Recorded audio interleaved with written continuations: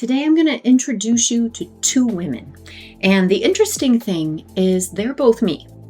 They are two different versions of me with two very different ways of perceiving, thinking, feeling, behaving, and responding. Now, you're going to want to watch this video because we all have two versions of us, and knowing which one you are currently operating as can have a tremendous impact on the life you're living. Welcome to You're Not the Problem. If you've ever wondered why you keep doing things you don't want to do, why you feel overwhelmed, anxious, or disconnected from yourself, you're in the right place. Together, we explore how your nervous system and survival patterns shape your life, and how building a relationship with yourself can change the way you heal, grow, and create a life that truly fits you. If this sounds interesting to you, take a moment to like and subscribe so I can get more content to you. So let me introduce you to the two versions of me, okay? They are the adapted self and the expansive self. We'll start with the adapted version of me. Now, she woke up every single morning already behind. She scanned the world for what was wrong, what might go wrong, what she hadn't done, and how she needed to be different. Her perception of herself and the world was shaped by adaptations that had once helped her survive. So everything she saw was filtered through the adaptations. It was like wearing a pair of glasses that made everything seem like a threat or a problem. A delayed text meant rejection. A mistake meant complete failure. A challenge felt like a threat. There was never quite enough time, enough certainty, or enough of me. Because that's how I perceived the world. My thoughts were relentless. I needed to do more. I needed to try harder. I needed to be better. I needed to not let anyone down. I needed to stay productive, not make a mistake. And I believed that if I could just accomplish enough, fix enough, become enough, I'd finally feel okay. Now, those thoughts created a constant undercurrent of anxiety, pressure, guilt, inadequacy. My nervous system, it rarely felt relaxed because it believed there was always another problem to solve or another threat around the corner to prepare for. And even when good things happened, I couldn't fully enjoy them because a part of me was already scanning for what would go wrong next. And from that place, my behavior made perfect sense. I overworked, I people pleased, I turned to food, shopping, relationships, wine, work for comfort. I overthought all of my decisions. I procrastinated on the things that mattered because I didn't know where to start.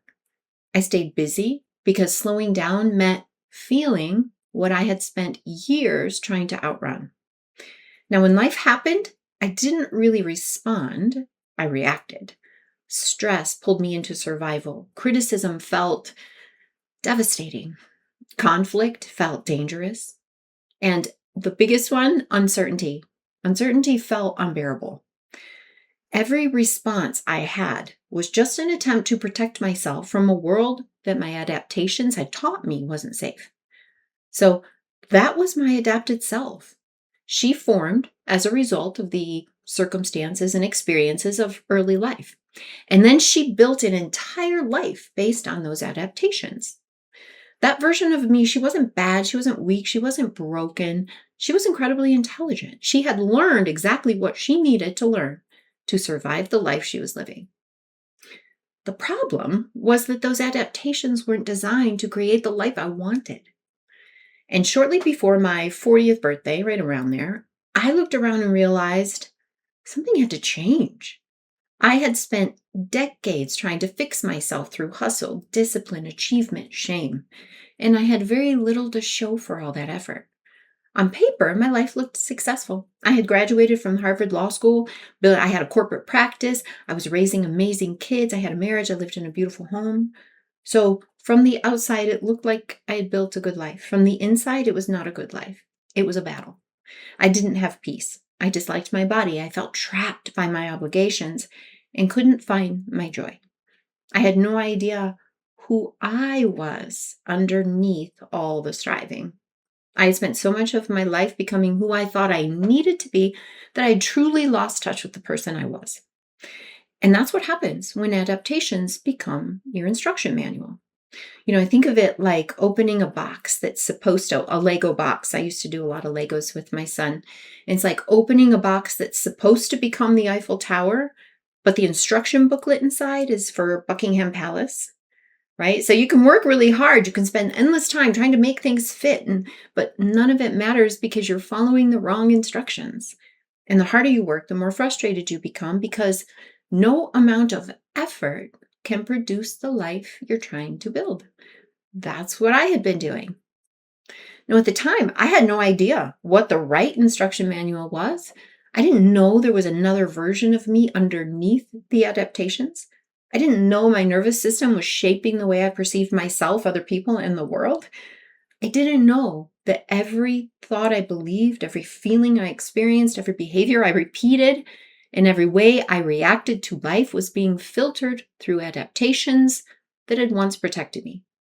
All I knew was that the life I had worked so hard to build didn't feel like mine.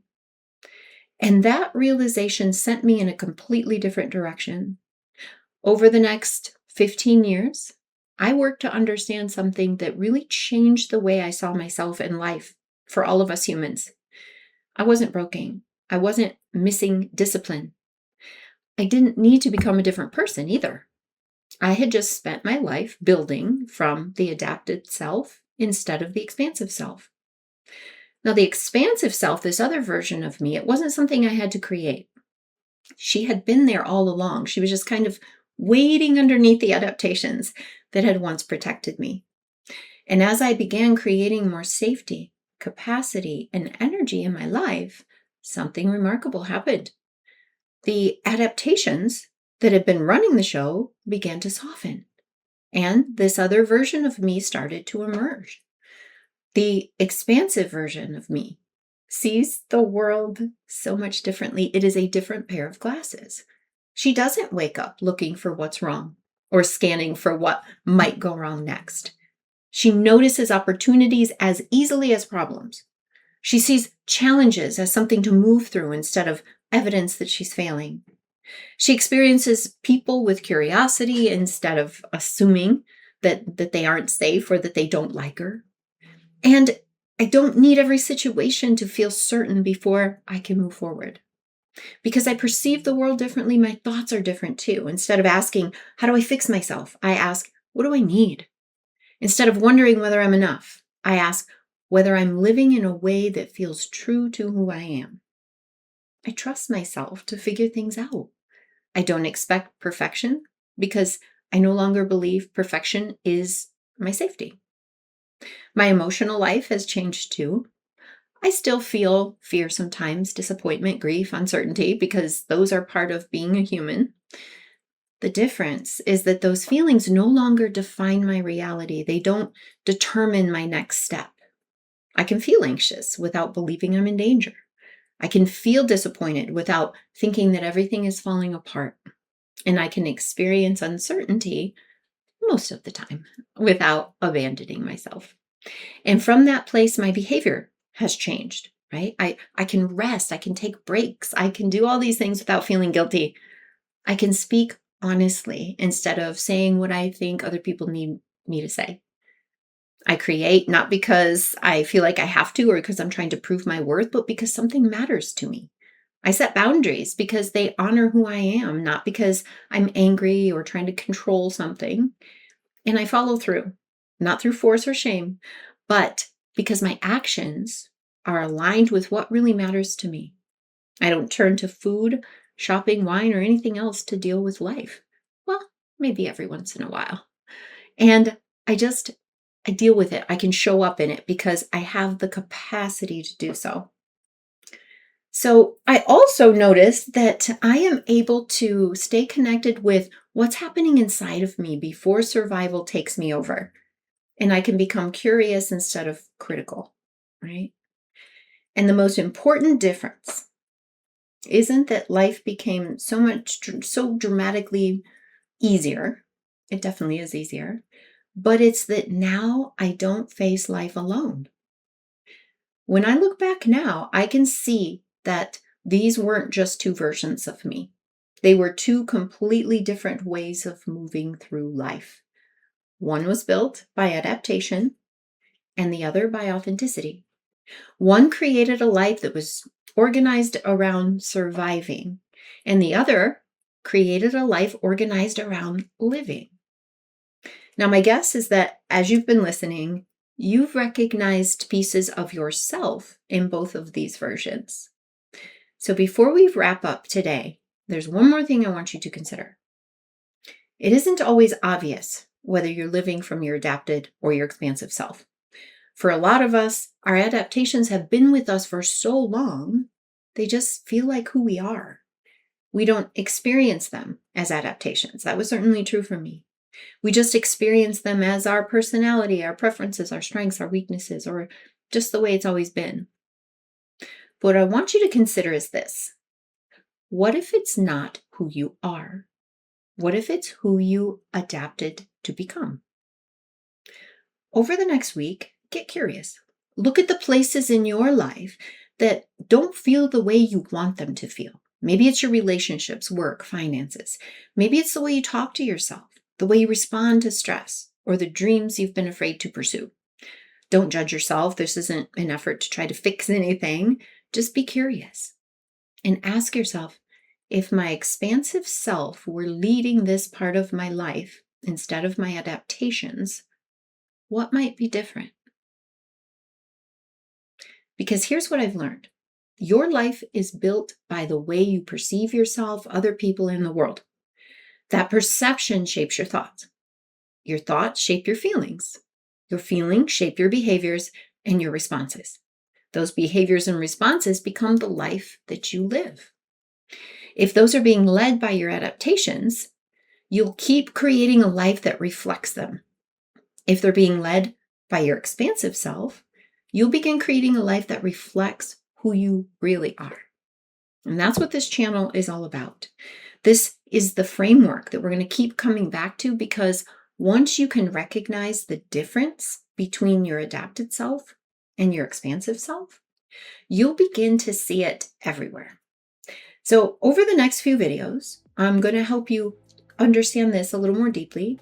I'm going to help you understand how these two parts show up in everyday life, and more importantly, how you can begin shifting from one to the other. It's the topic that I cover extensively in my book, You're Not the Problem. And if you want to be sure not to miss the next video on this topic, go ahead and hit the like and subscribe button now. The book is linked below. I'd love for you to check it out. And remember, you don't need to become someone different, someone else. You need the permission and the freedom to become more fully you.